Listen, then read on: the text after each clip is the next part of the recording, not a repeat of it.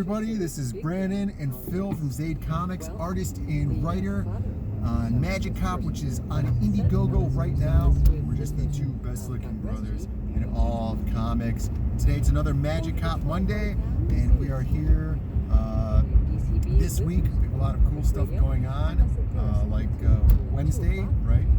We just finished filming our interview videos for CG Mailbag. Yeah, so we shut off the radio. Go on over, follow Mark Polton on Twitter. He's at Coney Waves, and you can go to his YouTube channel, which I hope is the same. And you can watch CG Mailbag every Wednesday. It's pretty cool. They give us like pre-asked questions from all you guys on Twitter, and then we answer them in little like video vlog formats. So check out the first episode, and then this Wednesday, Mark's putting up the second episode featuring us. So that's going to be awesome. And then last night we were just on Crystal McGee's channel doing a stream talking about Magic Cop. We showed off some new pages of lettering that I did and kind of like talk about the lettering process. So go on over to It's McGee on YouTube. Check that stream out also. Yeah, that was a good one because there was a lot of like casual talk. Yeah. Then the chat had a lot of really good in-depth questions. That's true. For us, which was really cool. Yeah, that's the great thing about going on different channels and streams. You're gonna pick up new viewers that are fans of their channel, that might not haven't seen Magic Cop before, and then they ask great questions. So thanks everybody that was in over there talking to us. And then today, this week, we are still, of course, making good progress on Magic Cop into Chapter 3. And I know you've been working on some awesome pages. Excited about this chapter. A lot happens here, and we get kind of like a good foundational growth of the world, and a better understanding of what's going on in this world. And so we get to see a lot of different, parts of the city. Specifically in this piece here, where it's basically a map of the city.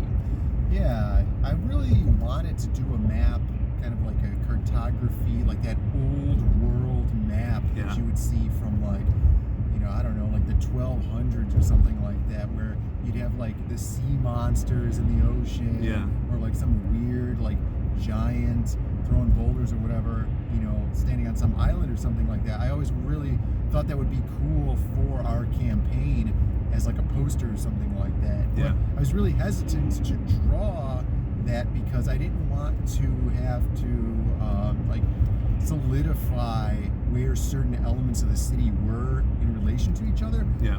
But I didn't know, but it turned out that in Chapter 3 there is a panel on one of the pages that requires the city map because they're locating somebody, and because of that I was kind of forced into drawing it. But I think it turned out really cool. Like drawing the map and getting all the streets and everything together were kind of random, with some planning and some thought about like, probably make it like you would have like a modern city, but also put in a lot of like old world stuff too. So I threw in like the sea monster or like the big boat or something, and I thought that was cool. But there's also like a train yard and some of the more modern things that you would see on like a more modern map. So that was really cool. Yeah, definitely wanted to do something like Tolkien-esque, like Lord of the Rings Middle Earth map. Right. And again, melding those two, the fantasy with the modern city, because this is a big city, and we are definitely going to have a lot of fun, and I'm going to have a lot of fun lettering that, coming up with funny ideas for different parts of the city, like New Camelot.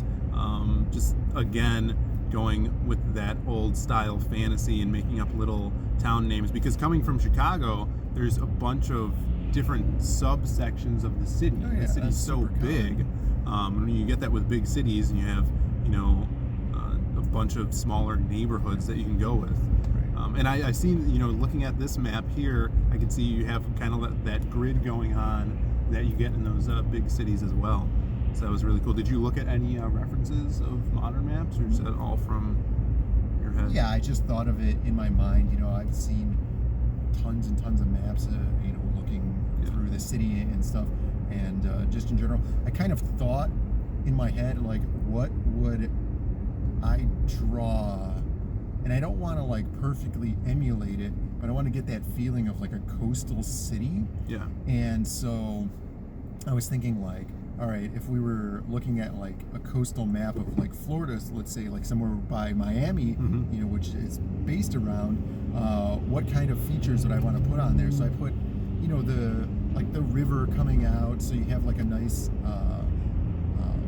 like channel area where you can get some like of that, you know, trade going on. You have like the beach area, then you also have or like those offshore long islands. I don't remember what they're called, but like they follow the coast, you know. So we have that. We have some islands and stuff, but also for just the future, I really wanted to add in some variety to the area. And so kind of like, you know, I base a lot of stuff off The Simpsons, where it's just kind of like, you know, Springfield is just kind of like everywhere. So there's like a desert and there's an ocean and there's mountains and stuff. And so, you know, on the map I put like a volcano and I put the desert and forested area and like a mysterious cave area and then the islands and stuff like that too. So, you know, I took a lot of things into account when designing everything for the future, so that we had a lot of variability and a lot of stuff to play with. Yeah, that's really good, because this is, you know, people can come back to this and maybe we'll see the map in, you know, future, you know, issues. And I think this is a good thing where maybe for like a campaign that later on for Magic Hop, we can come out with like a poster of the map. Yeah, I would definitely love to see it drawn really, really well, like a classic map, and then how you would get like the colors, the elevations and stuff like that. I think it would look really cool. Yeah, that's it was super cool. I'm really excited to be at this point in the comic to see this. I know the next one you're working on is a big double-page spread, which is really cool. Always exciting seeing those in comics. You know, the big moments, kind of showing off the setting for this chapter. And yeah, other than that, we are going to have a bunch of more videos this week coming out with reviews, so definitely give the channel a subscribe and this video a like. Let us know what you're thinking below. Write a comment. What do you think of the stuff we showed off and talked about in this video? We do these Magic Hop Monday updates every week, along with a bunch of other videos, and we do streams every Wednesday. This week we have Simon Simpontier on talking about Blood Hunt, so hit that bell for notifications so you know when we are going live on Wednesday, and we will see you next time. Hey guys, have you heard of Magic Hop? This is the comic book that we're making at Zade Comics. It is live right now on Indiegogo. It is that Miami Vice feel mixed with monsters and magic. 88 pages, fully colored graphic novel. And be sure to pick up that ash can that comes with it. It's going to have a bunch of concept art and a 12-page pilot issue. So check it out. We're fully funded.